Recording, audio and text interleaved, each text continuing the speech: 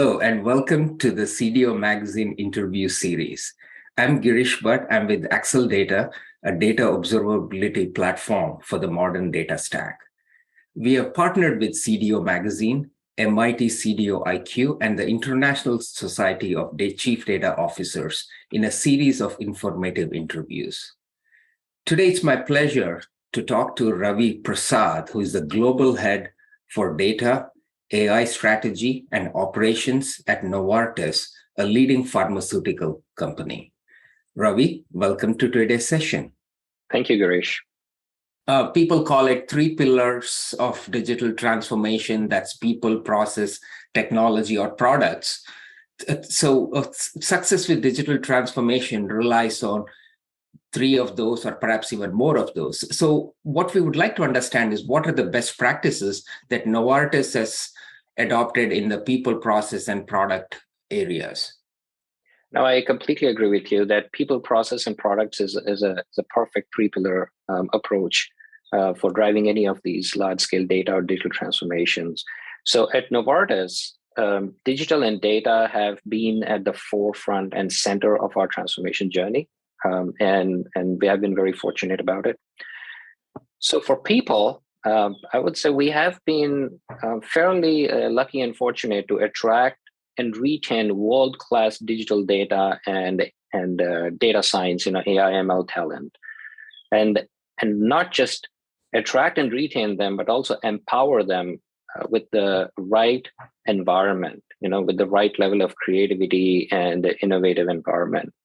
So we have established AI and digital innovation centers to develop out-of-the-box solutions while always keeping our business objectives in mind. So that's from a people perspective. From a process standpoint, alignment with the business is very key. So we are working towards a 2-pronged approach here. The first one is basically driving high degree of operational efficiencies and cost efficiencies within our operations, manufacturing and those areas. And then the second one is, of course, on the customer experience side, by enhancing the number of, the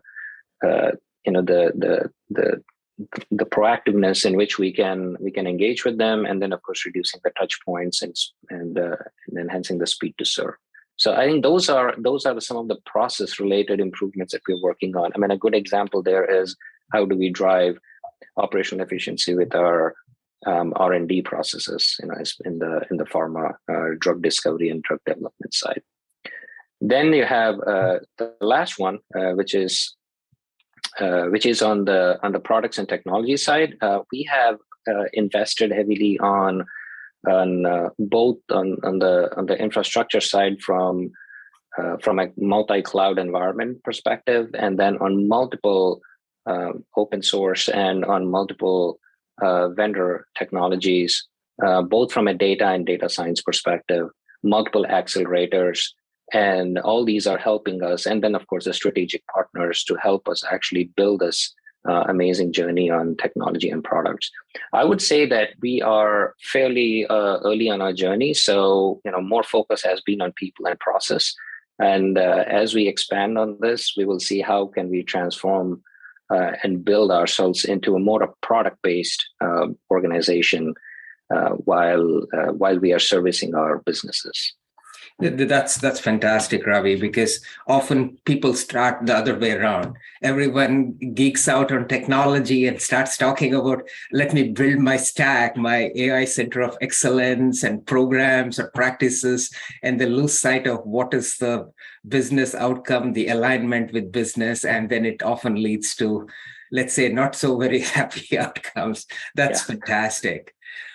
So staying on this topic of perhaps a little bit on the role of data, and you also talked about multi-cloud. What you refer to the concept of trust in the context of inter-org trust, but as organizations move more and more to newer platforms, most of them inevitably ends up being in cloud native or multi-cloud strategies. How do you ensure that the data is reliable, or how should companies think of reliability of the data to build the trust across all stakeholders, both from a producer's and consumer's perspective? Now, that's a very critical point there, Girish, and thanks for asking that question.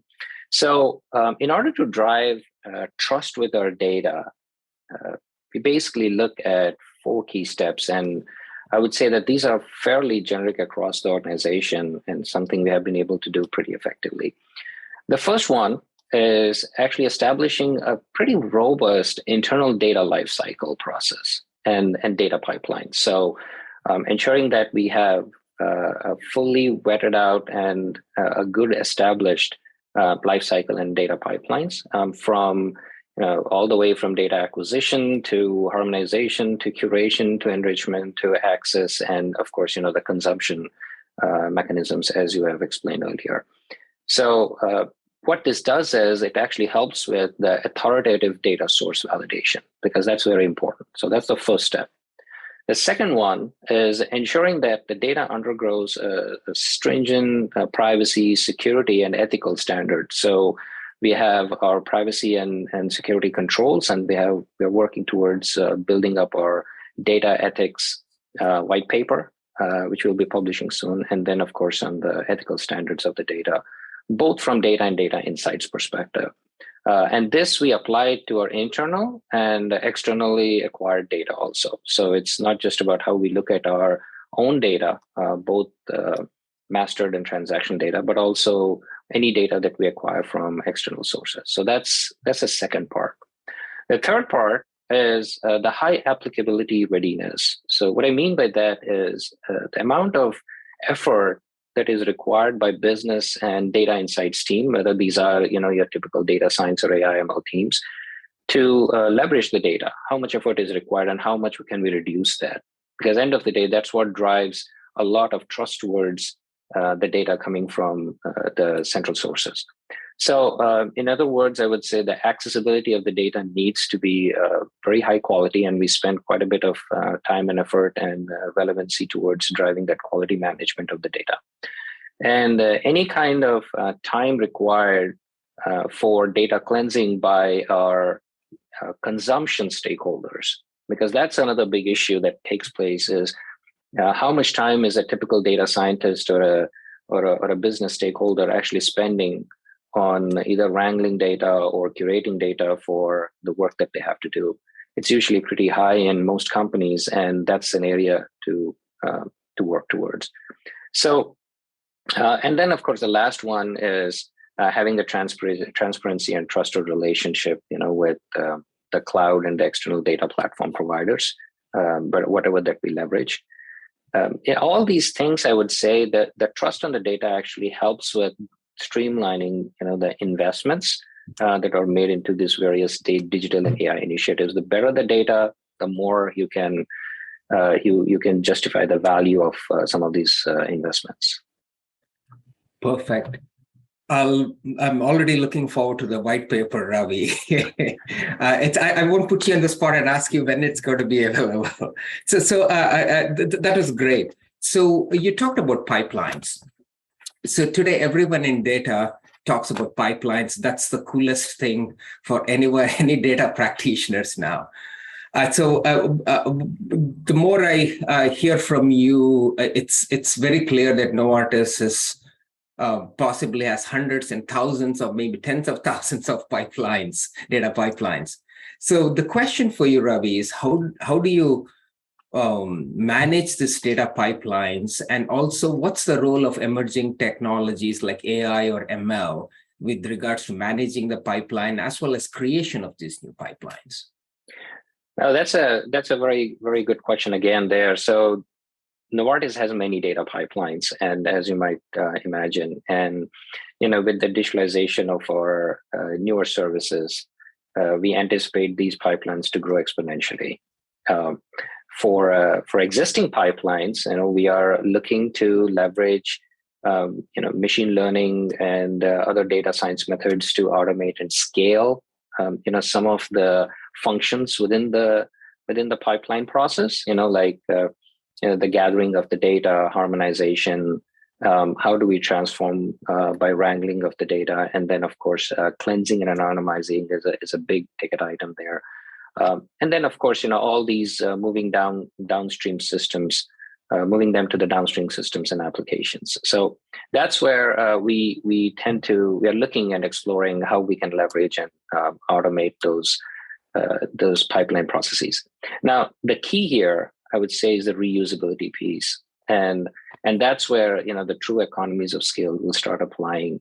And when we say reusability, it's basically looking at the real time and batch data to drive cost efficiencies, especially in the process and any kind of architectural decisions that we make.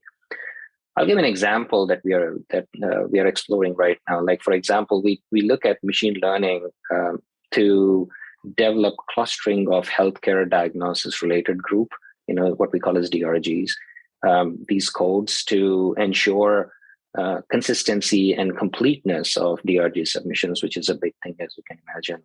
So further anomaly detection models can help detect fraud, as this DRG data is being moved by the data pipelines from source to the insight generation system. So that's a good example to say how we can actually look at a very manual process of going through these codes, defining the completeness of these codes, mapping them, and then classifying them, and then it's a pretty tedious job. And applying AI/ML there can be very effective to drive the efficiency.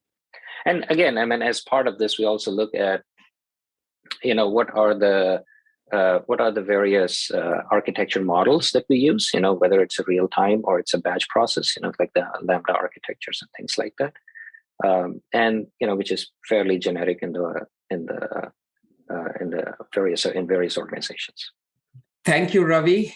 Not only are you the global head for data, AI strategy and operations at Novartis, but I really like the business level thinking and alignment with regards to the outcomes. I think that's the only way emerging technologies, as well as the effective use of data, continues. So thank you very much for your time, Ravi. Thank you so much, Girish. It was really nice talking to you. And thank you to the CDO magazine for giving me this opportunity. Great. And for our audience today, please visit cdomagazine.tech for additional interviews. Thank you.